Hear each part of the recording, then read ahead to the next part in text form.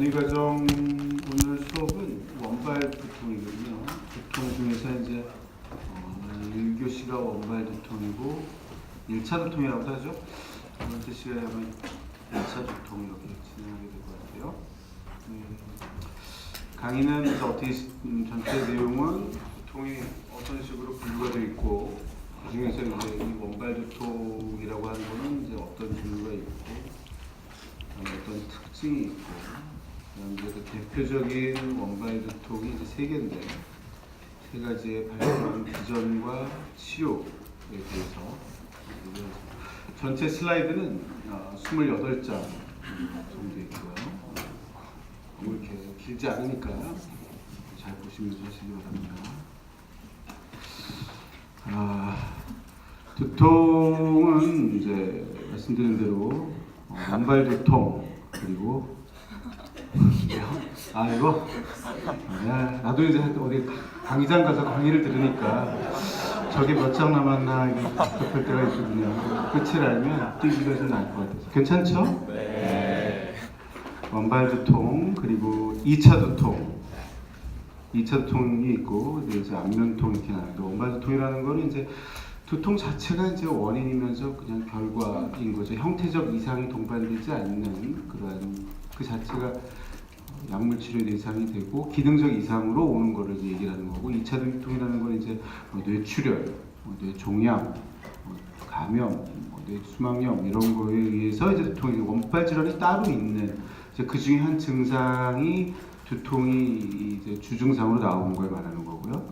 그다음에 이제 분류 중에서 이제 큰 한 파트의 분류는 이제 안면 쪽으로 머리 뒤쪽 귀를 중심으로 해서 앞쪽으로 이제 통증이 국한되는 경우를 이제 하나의 분류로 해서 이제 따로 놓습니다. 그래서 우리가 이제 두통을 분류할 때 이렇게 분류를 합니다. 이제 첫 번째 제가 이제 이번에 말하는 이제 원발 두통. 전에는 이거를 1차 두통이라고 했었어요. 이름을. 나는 개인적으로 1차 두통이 훨씬 이해가 좋은 것 같은데. 굳이 학교에서 이제 한글화 작업을 하면서 원발 프라이머리 헤드에이크 디스오더로 원발 두통이라고 이름을 바꿨습니다. 하지만 1차 두통의 개념이라고 이해하셔도 됩니다. 그래서 대표적인 게 이제 미안합니다. 이게 편두통인데 편차가 빠졌네요. 마이그레인이고요. 두 번째가 이제 텐션 타입에 대해서 긴장형 두통. 그다음에 이제 과거에는 이제 그 군발 두통이라고 했던 이제 클러스터 헤드에이크인데 3차 자율 두통이 있고 그다음에 어더 이렇게 나뉩니다. 이 중에서 이제 3차 자율 두통은 아주 드물어요. 아주 드문 질환이고 지금 대한 이 두통학회에서 대학병원급으로 해서 군발 두통 환자들을 모으는 지금 사업을 하고 있는데 지금 1년 가까이 됐는데 150케이스가 안 모이거든요. 무슨 의미인지 알겠죠? 매우 드뭅니다. 하지만 환자를 보면 금방 알 수 있어요. 안타깝죠? 그런 분들이 드물어서. 교과서에 어디선가 본 것 같은 그 뭔가를 얼굴이 환자가 막 얘기를 하고 있는데 그러고 보면 이제 군발 두통입니다. 그다음에 이제 긴장형 두통과 편두통인데 전체 인구 그러니까 밖에 우리가 살고 있는 인구 대비로 보면 긴장형 두통이 전체 훨씬 많습니다. 그래서 한 80%, 70% 가까이 되는 거거든요. 그런데 병원에 오는 환자들을 놓고 보면 편두통이 훨씬 많아요. 왜 그럴까요? 이게 긴장형 두통은 두통은 있지만 이게 일상생활에 지장을 초래할 정도의 그러한 임팩트를 가지고 있지 않기 때문에 병원에 잘 나타나지 않거든요. 그러니까 우리 주변에 보는 사람은 긴장형 두통이 많지만 내가 의사로서 보는 거는 편두통이 훨씬 많고 치료 대상이 됩니다. 그래서 전체 병원에 내원하는 환자의 한 50%가 넘는 3차 병원급을 하겠지만 긴장형 편두통이고 이제 한 20-30%가 긴장형 두통이고 나머지가 이제 2차 두통 다른 두통들이 이제 거의 들어갈 것 같습니다. 잠깐만 이제 소개를 하면 다음 시간에 배울 2차 두통은 어떤 원인들이 있느냐. 외상, 다쳐서 그런 경우도 있죠. 그 다음에 뇌졸중 생겨서 오는 경우, 그 다음에 비혈관성 두개내 질환인 게 이제 종양이죠. 대표적인데 뇌종양이 있어서 오는 경우, 그 다음에 물질, 약을 두통이 생기는 약을 먹는 경우들이 있어요. 부작용에 보면 두통 이런 약들이 있잖아요. 그다음에 이제 뭐 뇌수막염 이런 것들, 그다음에 축농증, 뭐 목내장 이런 것들에 오는 거, 그다음에 맨 마지막에 이제 정신과에서 이제 여러 가지 증상과 함께 아프다고 하는 거. 앞으로 25장 남았더 되겠네요. 자 이제 맨 마지막 그룹이 이제 얼굴 쪽으로 오는 그런 그룹이라 그랬는데 거의 대표적인 게 3차 신경통, 나머지는 대부분 드물고요. 3차 신경통이 이제 그거죠. 저기 얼굴 한쪽이 이렇게 막 순간적으로 전기 오듯이 막 이래가지고 아픈 통증이죠. 이게 아주 강렬하고 안시네이팅하고 일렉트릭하고 아주 막 순간적으로 팍 치고 그다음 없어지고. 그러니까 실제 통증이 있는 시간은 뭐 1, 2초도 안 됩니다만 그게 계속 발작적으로 있는 거고 그 부분을 뭐 만진다거나 뭐 양치질을 하거나 그런 걸로 해서도 엄청난 통증이기 때문에 일상생활에 많은 진장을 초래해서 결국에는 이제 수술하는 치료까지 가게 되는 경우입니다. 이제 원발 두통은 이제 말씀대로 편두통이 있고 긴장형 두통, 3차 자율 두통이 있습니다. 그래서 그거에 대해서 하나씩 좀 봐보도록 하죠. 어차피 환자가 뭐 나는 긴장형 두통입니다, 나는 편두통입니다 이러고 오질 않고 이 질환의 특징이 뭐 MRI를 찍는다고 나오는 것도 아니고 CT를 찍는다고 나오는 것도 아니고 뭐 혈액 검사에서 나오는 거예요, 척추 검사에서 나오는 것도 아니고 오로지 환자의 히스토리를 가지고 이러한 두통이 제일 중요한 건 반복적이죠. 지금까지 반복적으로 있어 왔다. 그리고 항상 사라져 왔다. 그렇다라는 그런 특징을, 어떤 반복적 두통의 특징을 가지고 있냐를 가지고 이제 접근을 하게 되는데 위치가 좀 다릅니다. 그래서 편두통은 이거 이름 때문에 편두통이 붙였다고 생각을 많이 해서 반대편은 양쪽으로 오는 편두통이 아니냐 그러고 오는 환자들이 있는데 그렇진 않지만 어찌됐든 60에서 70%가 편두통은 한쪽, 그러니까 한쪽이라는 게 앞쪽 뒤쪽이 아니고요, 좌측 우측의 한쪽을 얘기하는 거예요. 근데 이제 두통이 심해지면 이게 넘어가기도 해요, 양쪽으로. 그래서 대부분 한쪽입니다. 곰발 두통은 항상 한쪽입니다. 항상. 긴장형은 대부분 양쪽으로 오게 돼 있어요. 그래서 긴장통 환자들이 어디가 아픈지 잘 짚지를 못하고 어디가 아프냐고 물어봤을 때 내가 어느 쪽이 아파요라고 제일 잘 짚는 사람은 곰발 두통인 거죠. 3차 자율신경 두통 환자가.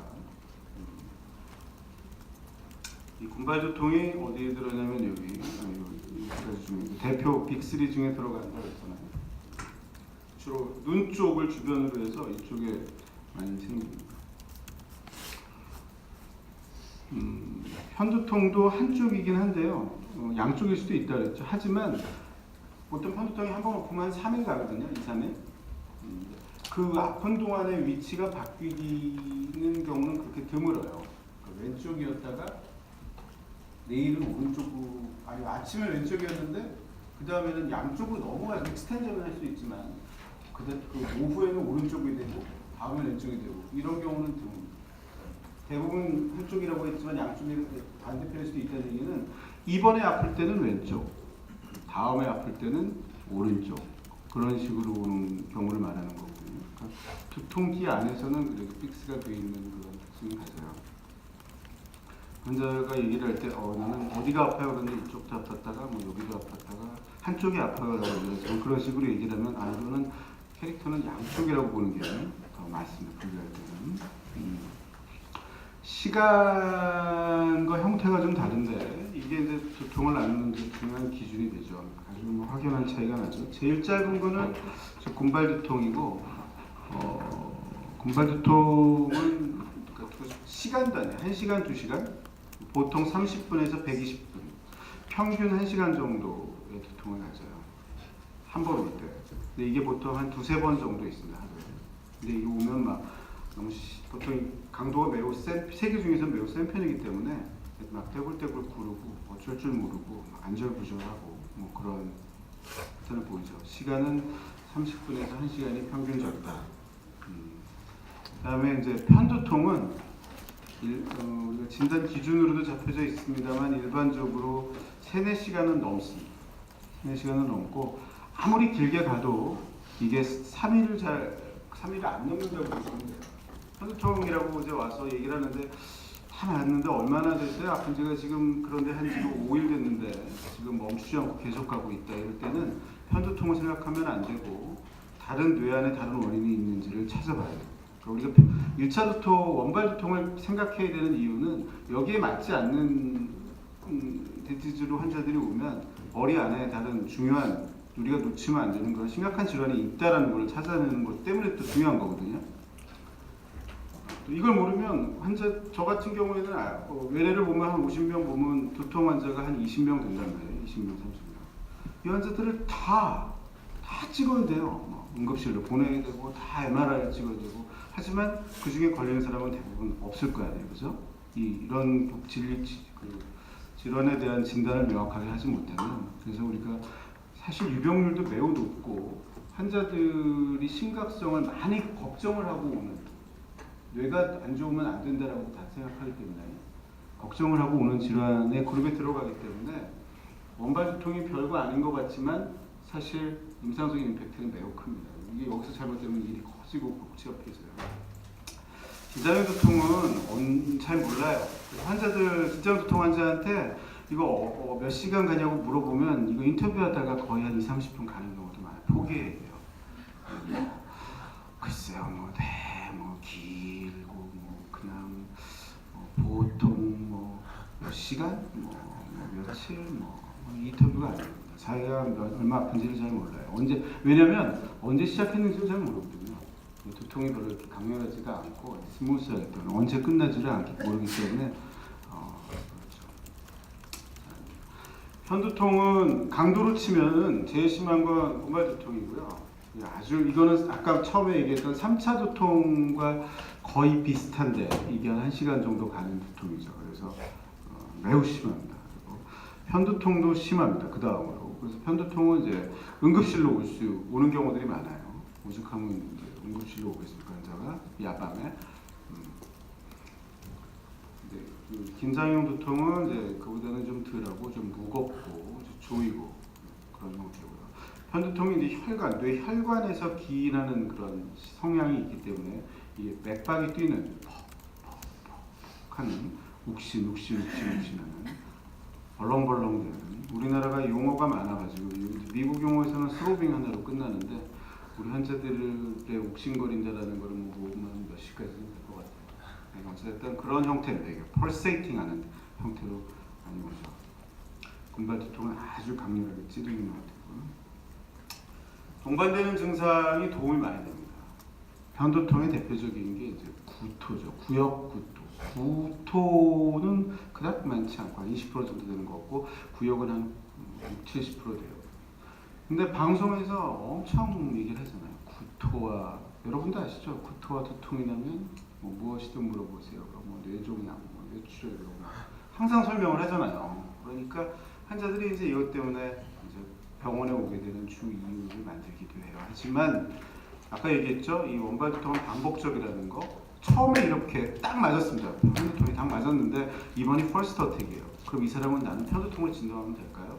안 됩니다. 이 사람은 편두통일 가능성, 초의 편두통일 가능성은 있지만 아직까지는 아니라고 보는 거고. 이 사람 그래서 약물 치료만 하는 거는 좀 위험하죠.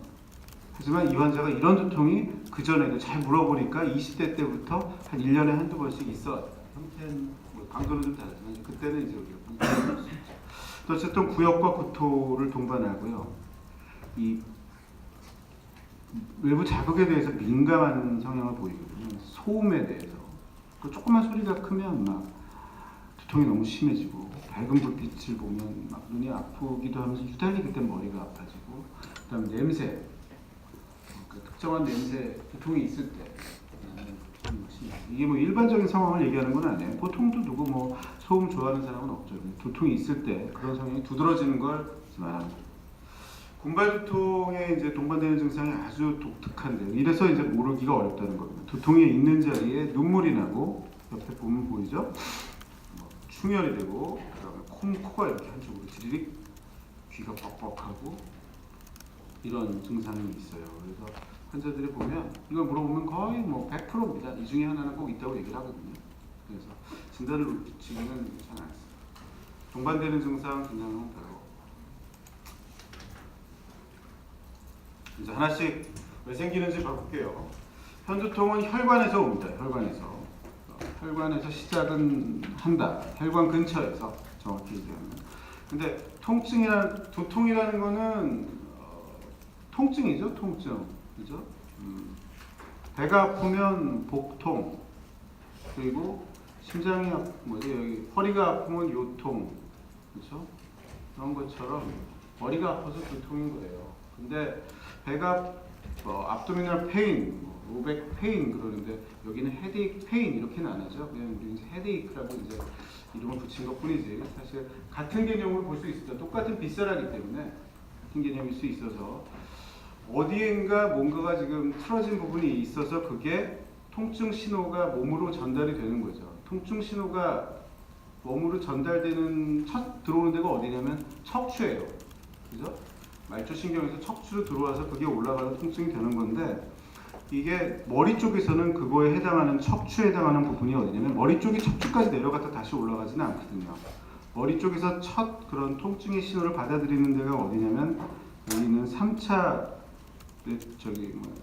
뇌관이라고 하는데 3차 신경 핵이 있거든요.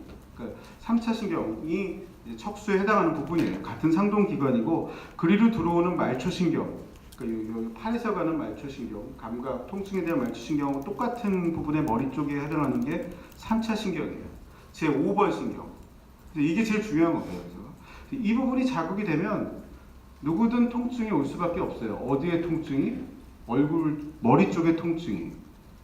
그러니까 뇌에서 그 주변에 문제가 있는 것들을 내 위험 신호로 이 부분을 통해서 우리가 알려주는 거죠. 움직이는 것도 있는 거지만 감각으로. 그래서 동물 실험을 할 때, 저도 이제 동물 실험을 하는데 3차 신경을 이렇게 자극을 하면 쥐가 격렬한 통증을 느껴요.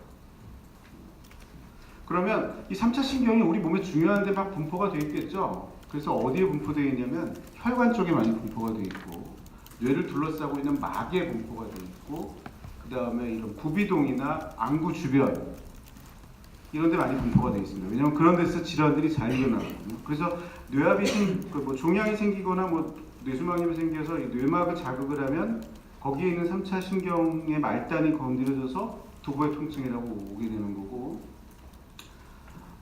뇌압이 올라가잖아요. 그럼 뇌가 부풀면 종양이 커지고 있다 이렇게 느끼는 게 아니거든요. 그 뇌가 이렇게 빵빵하게 부풀면서 주변에 뇌막이 이렇게 쫙 스트레칭이 돼요. 그러면 그 주변에 있는 이제 3차 신경을 따라서 두통이라고 느끼는 거예요. 혈관도 문제가 많거든요. 그래서 하나님도 그 부분에다가도 또 이제 문제가 생겨났어요. 틀어지거나 혈관이 확장이 되거나 혈관이 이제 벌어지거나 할 때 이제 이런 부분에 이제 문제가 생기면 그게 이제 통증으로 역시 신호를 따라가는 거죠. 근데 편두통은 이 부분 혈관과 그 주변에 있는 3차 신경 사이에 이 부분에 이상이 있는 거예요. 일반인과 달라서.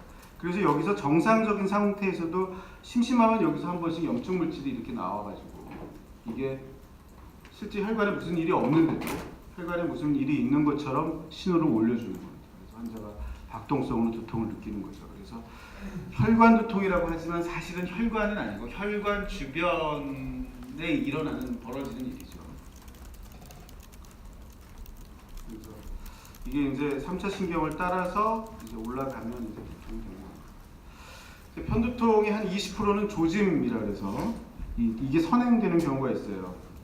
이게 어떤 거냐면 눈앞에 뭐가 번쩍번쩍거리는 게 있다가 이게 점점 커지다가 한 10분 정도 되면 이렇게 커지죠. 그리고 나서 이게 그 자리에 까맣게 돼서 안 보이고 이게 이제 오우라라고 하는 거죠.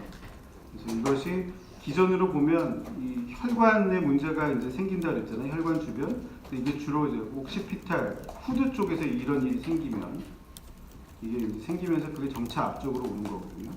그러면서 이제 이 증상이 생기는 건데 그래서 이거를 콜텍스 뇌내 피질에서 점점 앞쪽으로 어떤 일이 확산되면서 이런 증상이 생기기 때문에 피질 확산 영역 cortical spreading depression 피질 확산 억제 여기 써있네요. 밑에 피질 확산 억제라는 현상 때문에 이게 이제 조짐이 생긴다고 보는 거죠. 조짐은 전체 편두통 환자의 10% 20%밖에 안 됩니다. 그러니까 어쩌면 뭐 그렇게 많이 만나게 되지 않을 수 있어요. 근데 조짐이 중요한 게 뭐냐면 이게 정의상 뉴로로직 디스펑션이에요. 그렇죠? 뉴로로직 데피시입니다. 신경학적 이상 증상이거든요. 신경학적 이상 증상을 동반했는데 우리는 나는 원발 두통으로 생각해야 한다. 엄청 용감한 일을 내가 결정하는 거죠. 환자가 뉴로로직 데피시를 호소하고 왔는데 정말 잘 보는 의사는 MRI나 이런 걸 찍어도 안 나오고 당신은 마이드는 이거 오라니까 약을 먹으면 된다. 이게 오라가 뉴로로직 데피시이 비주얼로 오는 경우도 있지만 팔다리 마비로 오는 헤미플레직 오라도 있어요. 이게 마비가 왔다가 두통이 오거든요. 그런 것들 때문에 이제 의미를 갖습니다. 편두통의 치료는 약물 치료인데 크게 큰 축이 두 개예요. 사후 치료, 사전 치료.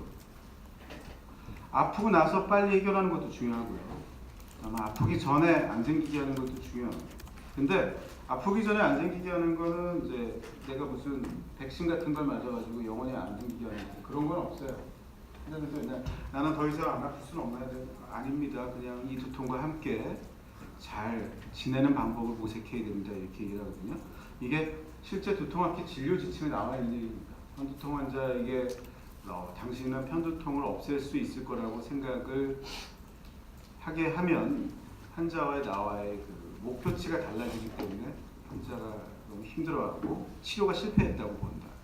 편두통은 그냥 편두통과 함께 잘 지내는 방법을 지금까지는 그렇습니다. 그런데 그런 면에서 그 예방적 치료를 하는 부분이 있죠. 근데 예를 들어서 한 달에 뭐 한 번, 두 번 와요. 이런 사람을 한 달에 한 번, 두 번 하루 이틀 아프고 마는데 이런 환자를 매일 약을 먹어서 횟수를 줄이는 예방적 치료라는 건 횟수를 줄이는 거거든요. 그런 치료를 하지는 않죠. 예방적 치료의 목표는 일정 횟수가 넘는 환자들을 뭐 한 달에 한 번, 두 번 이내로 낮추는 그런 치료를 의미하는 거고, 급성기 치료는 모든 편두통 환자들한테 다 들어가죠. 두통이 오고 나서 두통을 빨리 효과적으로 이제 막는 그런 치료를 얘기합니다. 급성기 치료는 이제 대표적인 게 두통이 아까 뭐 복통 또 뭐 이런 요통처럼 통증의 그러한 성향을 가지고 있고 혈관과 신경, 통증 신경과의 어떤 신경 전달 물질의 차이에 의한다는 건 공통적인 특성이거든요. 그런 부분들이 있기 때문에 우리가 비선택적 치료, 소염 진통제, 펜잘, 브루펜 이런 이 약들이 어디에 작용하냐면 그 신경 전달 물질, 그 말초 신경들 말단에서 나오는 그 페인, 통증 전달 물질을 차단하는 거거든요.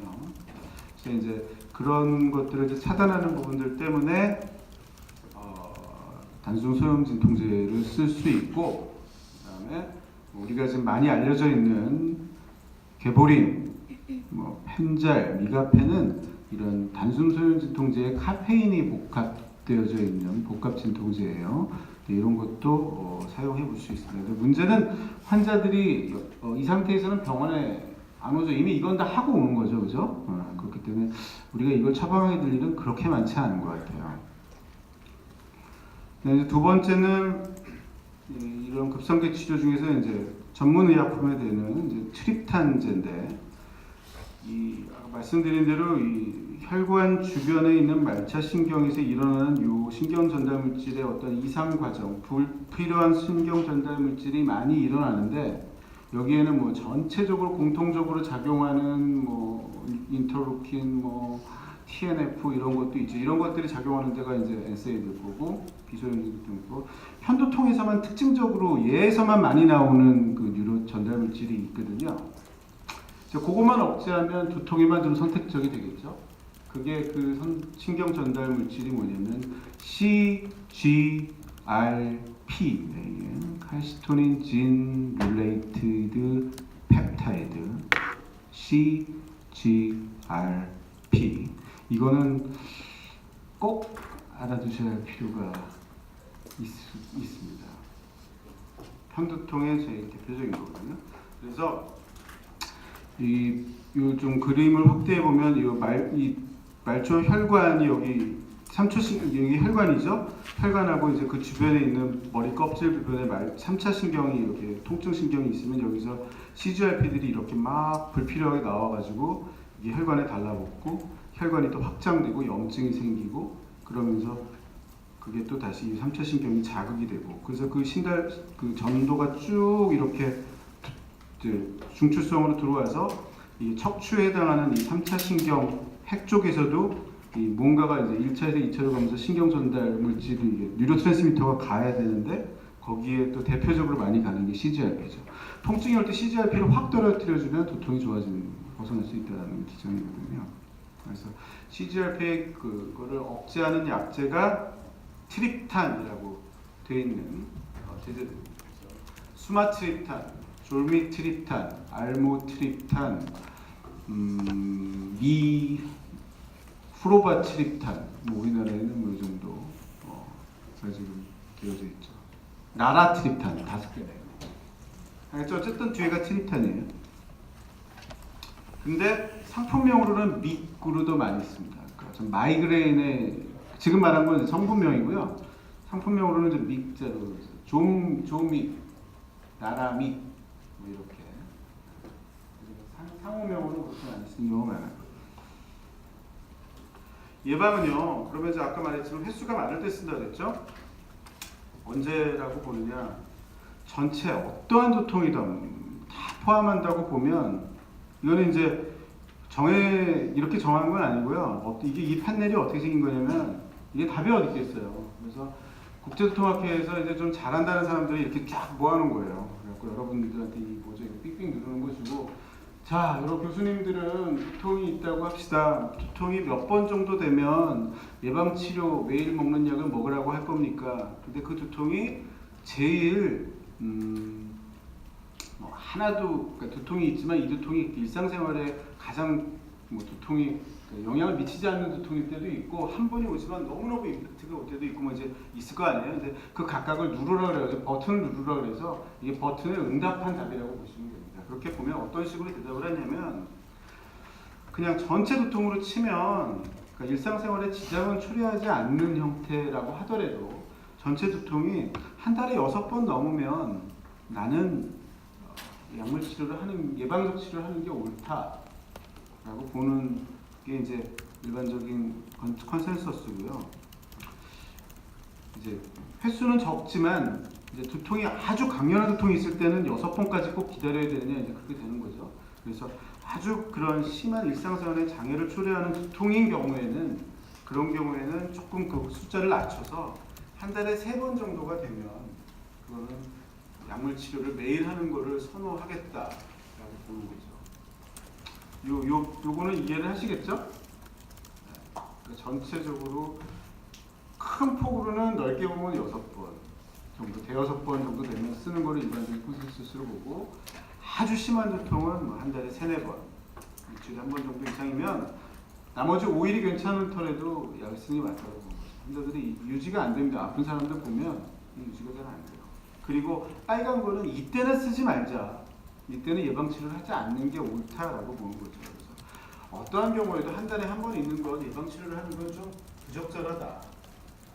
그리고 두통이 그렇게 아프다고 하지만 다 자기 펑션을 잘 해요. 그러는 경우에는 한 달에 한 2-3번까지는 일단 급성기 치료만 하고 보는 걸로 가자라는 게 있습니다. 그래서 예방적 치료는 한 번 쓰면 한 6개월 이상을 써줘야 돼요. 보통 한 1년 끊어줍니다. 그리고 바로 끊는 것도 아니고 천천히 테이퍼링을 하기 때문에 전체 치료 기간이 뭐 10개월에서 12개월 정도 걸리고요. 예방약이라는 게 부작용 없는 약이 세상에 어디 있어요? 그죠? 부작용을 어느 정도는 감수를 해야 되고 하는 부분들이 있죠. 그리고 약을 먹는다고 해서 바로 효과가 나타나는 것도 아니에요. 한 2주, 3주 가야 이렇게 횟수가 점점 떨어지기 시작하거든요. 그러니까 처음에 약을 주고 두통 빈도가 안 떨어진다고 이걸 효과가 없다고 볼 건 아닙니다. 약은 이제 이런 약들을 쓰고 있습니다. 보툴리눔 톡신도 이제 각광을 좀 받고 있는 거고요. 그다음에 그 대표적인 1차 약제는 이제 프로프라놀을 많이 쓰고 토피라메이트가 보통 임상적으로는 가장 많이 쓰는 약제입니다. 토피라메이트는 간질약이에요. 간질약으로 알려져 있지만 이 회사가 이 약을 간질 환자들한테 약을 주다 보니까 두통이 좋아지는 거예요. 편두통이. 간질 환자도 편두통이 있잖아요. 그래가지고 이쪽으로 돌아섰어요. 왜냐하면 간질 환자보다 두통 환자가 훨씬 많거든요. 제약 회사들은 좋죠. 그지? 네. 그래서 토피라메이트가 이쪽으로 옮긴 대표적인 약이고요. 근데 약국에서 이제 이거 설명을 할 때 좀 어려움을 겪는 것 같아요. 환자들 물어보잖아요. 뭐 약사의 작용, 복약 치료를 받아 무슨 약이에요? 그러면 간질약이에요. 그러면 이제 다시 막 뛰어 올라오거든요. 그런 부분들 때문에 좀 어려움이 있습니다. 사실 약이라는 게 뭐 무슨 약으로 만들어지는 건 아니잖아요. 알죠? 화학 성분을 가지고 그게 그 액션을 가진다는 거죠. 보톡스도 마찬가지예요. 이게 두통에 정말 좋은 치료거든요. 그리고 사실 이게 긴장성 이완 질환에 쓰는 건데 이게 무슨 미용적인 거에 이제 쓴다라고 생각이 돼 있어서 이게 무슨 되게 이걸 좀 터부시하는 경향이 좀 있는 것 같아요. 긴장형 두통은 편두통의 발병 기전하고 같은데요. 아까 얘기했지만 말초신경에서부터 올라가면 다 두통이라고 공통적으로 느낀다 그랬는데 그 말초신경의 분포 중에서 긴장형 두통은 어디에 있는 부분, 혈관이 아니라 근육입니다. 근육에도 분명히 3차 신경 말단이 분포하거든요. 그래서 특히 어디 두경부 근육 이 부분에 있는 3차 신경 감각, 통증 신경 감각의 그 부분의 과정에서 문제가 생기면 이제 그게 두통으로 오는 거죠. 그래서 근육의 이런 긴장형 형태의 그런 두통이 머리로 올라오기 때문에 약간 묵직하고 조이고 뭐 이런 형태로 두통이 오게 됩니다. 그래서 이제 어쨌든 뭐 패스웨이는 비슷한 거죠. 치료는 그냥 일반 지통제 쓰면 됩니다. 다 잘 듣고요. 병원에 잘 오지도 않습니다. 잘 알아서 또 먹고 있고. 대신에 이제 병원에 오게 되는 환자는 어떤 환자냐면 편두통 환자 중에 한 10%가 한 달에 보름 이상 이게 계속 되는 환자들이 있어요. 그러니까 만성 긴장형 두통이라고 하거든요. 한 5년씩. 엊그제 왔던 환자는 하루에 개보리는 7알을 먹는 사람이 있었어요. 하루에 7알. 한 7년인가 먹었대요. 근데 주변에 보면 좀 있습니다. 그런 분들은 치료 방법을 좀 다르게 해야 돼요. 예방적 치료를 해야 됩니다. 진통제로 가는 게 아니라 이 불적절한 통증 신호를 이제 적정성으로 낮춰주는 그런 치료를 해야 되는데 그런 이제 약들이 이런 약들이 선임이 되는 거죠. 판피린. 좀 나이 드신 분들에서는 이 판피린들을 이제 사용하시는 분들이 꽤 있어요. 근데 이게 카페인하고 만성 진통 성분이 있거든요. 그래서 이게 금단 증상으로 통증이 많이 생겨요. 액션기관이 보고하거든요. 그래서 우리가 기준으로 보면 3개월 기간을 보통 보고요. 이 자체가 많이 과용이 문제가 되는 게 한 달에 열흘씩 3개월이 넘어가면 통증 신호는 그때부터 바뀐다라고 되어 있거든요. 이 통증 그러니까 평소와 다르게 이제 통증을 억제하는 그 약제가 계속 들어오면 얘가 한 달에 10일씩 3일만 들어가면 얘가 세팅이 바뀌는 거예요. 그래서 그게 안 오면 그걸 찾는 신호가 되는데 그게 이제 약물 과용 두통이 되는데 거기에 판피린이 이제 꽤 있고 펜잘, 개보린. 물론 제가 여기 판피린만 꼭 폄하하려고 얘기하는 건 아닙니다. 특정 건 아니고 혹시 뭐 여기 그쪽 관련되시는 분이 계시면 그런 건 아니지만 그런 분이 이제 꽤 주변에 많이 이제 쓰고 있다는 것 때문에 그런 거고. 이제 마지막으로 이제 군발 두통이고요. 5장 남았습니다. 5장. 군발 두통 이렇게 환자가 한쪽 아파요. 아프고 눈물이 나고 콧물도 나고 눈이 뻘개지고 그래서 진단 기준 한번 볼게요. 편측의 안화, 눈 쪽, 그리고 눈 쪽 주변 또는 머리 옆쪽에 심도 또는 매우 심한 통증이 한 1시간 15분에서 180분 이 정도 범위 안에 지속이 되는 거고 이게 하루에 2-3번 있는 거고 이 중에 하나가 있어야 됩니다. 동측으로 눈이 뻘개지거나 눈물이 나거나 코가 막히거나 콧물이 나거나 눈이 붓거나 그쪽에 땀이 나거나 그쪽으로 피부가 뻘겋게 올라오거나 그쪽으로 귀가 먹먹해지거나 이게 3차 자율신경이에요. 그 파라심파스틱 너무 그 액티베이션 될 때 나오는 증상들이거든요. 그래서 이름이 이제 3차 자율신경 두통이라고 크게 불리는 거고, 그 중에 대표적인 게 이제 군발두통이 들어가는 거고. 그 3차 자율신경이라는 큰 그룹 안에 군발두통이 들어가는데, 군발두통이 이제 이런 형태를 이제 보는 거죠. 그리고 이제 안절부절 못하고 초조한 느낌, 이게 들어가요. 근데 이게 편두통하고는 달라요. 편두통은 환자들이 두통이 오면 깔아앉아요. 불빛도 싫고 소리도 싫고 뭐 그렇기 때문에 어떻게든 벗어는 나야 되는데 약을 먹어도 한계가 있고 그러니까 불 끄고 그냥 들어간 데서 자거나 조용하고 어두운 데를 찾아다니면서 그냥 약간 캄다운 되는 그러한 액션을 보이는 반면에 이 군발두통 환자들은 반대예요. 그럴 수가 없어요. 막 아파가지고 그래서 그런 형태를 이제 보이는 거죠. 아지테이션이라고 하죠. 레스트리스니스. 그래서 이 3차 신경이 이제 오는, 또 역시 똑같은 기전으로 오면 두통이 오는데, 이 3차 신경, 통증 신경이 어느 부분에서 이상이 있냐면 혈관인데, 어떤 혈관이냐면 이 파라시mpathetic 너브가 분포하는 혈관들, 그게 이제 인터널 카로티드 아테리거든요. 그쪽에 있는 3차 신경이 자극이 돼서 이게 통증으로 올라가기 때문에 이게 두통으로도 느끼고, 이런 3차 부교감 자율신경의 이상 증상이 같이 오는 거죠. 그래서 이런 그 3차 자율신경이 오는 형태들을 이제 대표적인 게 군발두통이라고 이제 했죠. 이제 군발두통은 시간 단위로 보면 이렇게 보여요. 1년을 놓고 보면 이렇게 1년에 뭐 한 2달 동안, 한 달 동안 이렇게 막 모여 있습니다. 그리고 없다가 또 한 9월, 10월 이렇게 모여 있고 1년에 한 번. 그리고 시간으로 보면 이런 식이에요. 한 시간 정도, 2시간 정도 이렇게 격렬하게 있다가 쭉 없다가, 이거 한 번만 그렸지만 또 밤에 잘 때 또 한 번 이렇게 나타나고 이런 거죠. 근데 이게 이제 이 그룹 중에 동생들이 있어요. 군발두통에 비슷한 동생들. 그게 뭐가 있냐면 뭐 돌발 반두통, 수나, 성크트, 뭐 지속 반두통 이렇게 되어 있는데, 세상에 돌발 반두통도 드문데, 아니야, 미안해요. 군발두통도 아까 매우 드물다고 했죠. 이 동생들은 진짜 드물어요.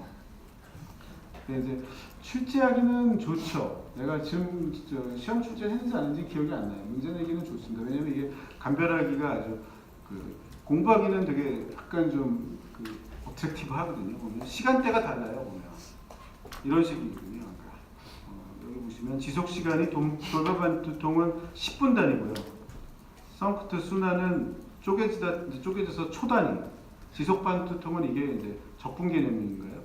쫙 이어지는 이런 쪼개는 보이죠. 그런 단위죠. 그래서 그 시간대가 가장 다릅니다. 비슷해요.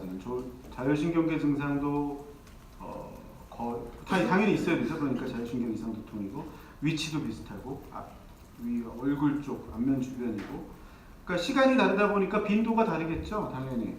그러니까 뭐 시간 단위로 오면 하루에 뭐 2-3번일 거고, 분 단위로 오면 뭐 10번, 20번이 되는 거고, 그다음에 초 단위로 오면 100번이고, 지속이면 계속 오는 거고. 그런 거가 있고, 뭐 나머지는 다릅니다. 그것 때문에 이제 관절이 좀 되는 거고. 그래서 군발두통은 치료가 아까도 말했지만 2시간이죠. 2시간, 1시간 정도요. 효과가 방법이 없어요. 약을 먹으면 흡수되는데 한 15분, 30분, 20분 걸리는 거 아니에요. 그리고 약을 또 찾아야 될 거 아니에요. 그죠? 약을 찾고 까고 먹을까 말까 잠깐 생각하고 물 먹고 하다 보면 어차피 이 두통은 갔단 말이에요.